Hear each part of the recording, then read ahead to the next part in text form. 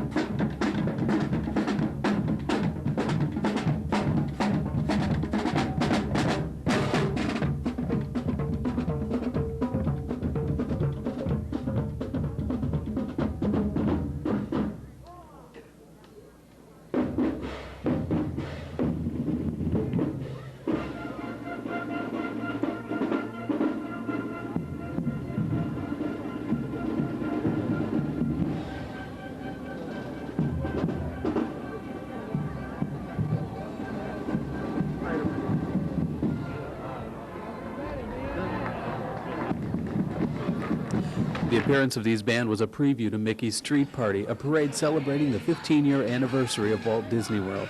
Here's a look at some scenes from the parade.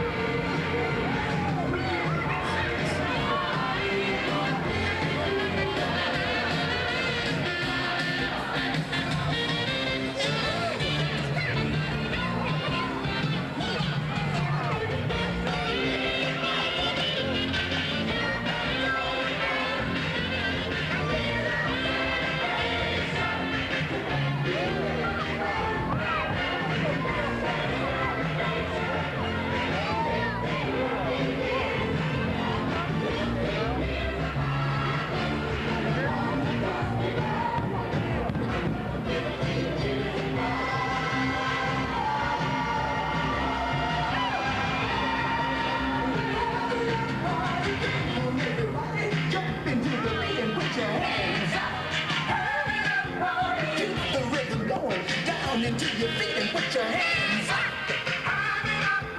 The party's getting hotter. Jumping in the streets, so put your hands up.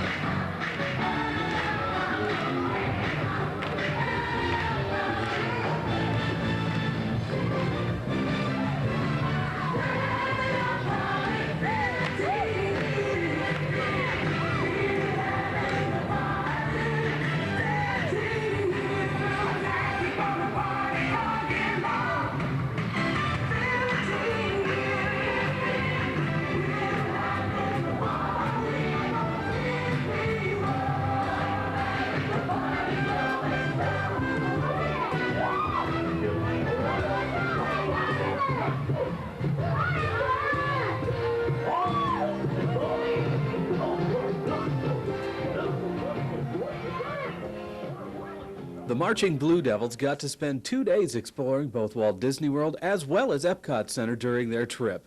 Then on New Year's Eve, the group moved on to Miami to ring out the very wet 1986.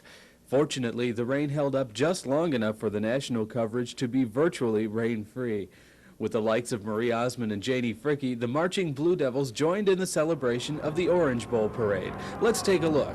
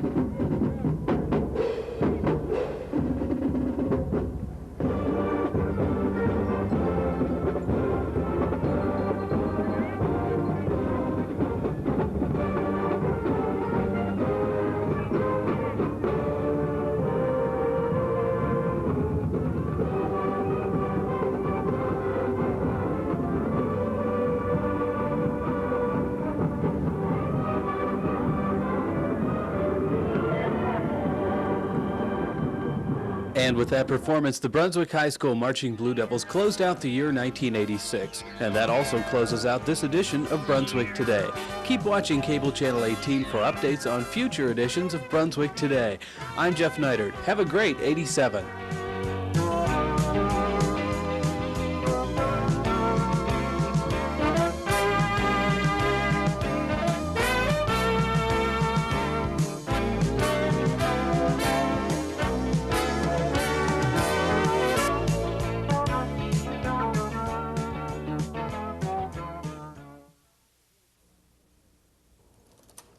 I had a really strange experience today. I went to see a house that was advertised for rent, and when I knocked on the door, no one answered. Were they expecting you? Yes, I had an appointment, but as I walked down the drive, another lady went to the door and someone greeted her. What happened then? I came back and phoned them and was told the house was no longer available. What? It sounds like you've been discriminated against. Don't take no for an answer. Call the Discrimination Complaint Service, 621-4525 now.